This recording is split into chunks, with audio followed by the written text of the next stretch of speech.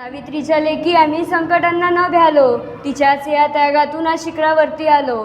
वंदन करूया मातेला जिने हा सन्मान दिला, वंदन करूया मातेला जिने हा सन्मान दिला. सावित्रीच्या नावाचा आज हा नवा सूर्य उगवला, सावित्रीच्या नावाचा आज हा नवा सूर्य उगवला. नमस्कार विद्यार्थी मित्रांनो, मी गुंजन सुनीता संदीप तडस, इयत्ता 9वीची विद्यार्थिनी. आज तुमच्या समोर एका महान माऊलीबद्दल बोलणार आहे, जिने स्वतः चिखल सोसला पण आपल्या जीवनात गुलाल जपला. ती माऊली म्हणजे स्त्री शिक्षणाच्या जननी क्रांतिज्योती सावित्रीबाई फुले. संघर्षातून घडलेले व्यक्तिमत्व. मित्रांनो, ज्या काळात स्त्रियांचा उमरा ओलांडणे हेही पाप मानले जात होते, ज्या काळात स्त्रियांच्या नशिबी केवळ चूल आणि मूल हेच असायचे, त्या काळात सनातनी विचारांच्या अंधाराला चिरते क्रांती ज्योत प्रकटली, आणि ती म्हणजेच क्रांतिज्योती सावित्रीबाई फुले. सावित्रीबाई फुले केवळ एक नावच नाही, तर तो एक विचार आहे, तो एक वसा आहे, आणि तो एक धगधगता इतिहास आहे. विद्येविना मती गेली, मतीविना नीती गेली. अज्ञानामुळे कित्येक पिढ्या अंधारात वाहून गेल्या, आणि त्या अंधाराला ज्ञानाचा प्रकाश दाखवणारी सावली. नमन करतो आज मी त्या क्रांतीच्या माऊलीला, नमन करतो आज मी त्या क्रांतीच्या माऊलीला. मित्रांनो, सावित्रीबाई फुले यांच्या आयुष्याचा प्रवास हा ज्योतिबांशिवाय अपूर्ण होता. वयाच्या 9व्या वर्षी लग्न झाल्यावर सावित्रीबाईंना साक्षर करण्याचे धाडस ज्योतिबांनी केले. ज्योतिबांनी सावित्रीबाईंना केवळ अक्षरे शिकवली नाही, तर ज्योतिबांनी सावित्रीबाईंना अक्षरे शिकवली नाही, तर सर्वात आधी त्यांनी क्रांतिकारक म्हणून घडवले.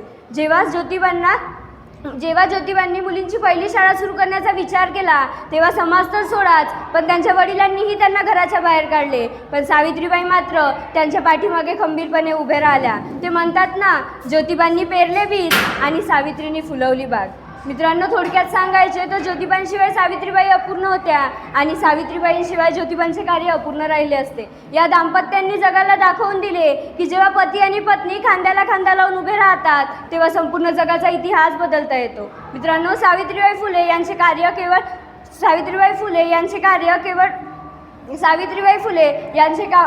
केवळ फळ्यावर खडू चालवण्यापुरतेच मर्यादित नव्हते, तर त्यांनी समाजातील प्रत्येक कोपऱ्यात उजेड पाडला. बाल हत्या प्रतिबंधक गृह, समाजाने नाकारलेल्या स्त्रियांना आणि त्यांच्या बालकांना त्यांनी आश्रय खोलून दिला.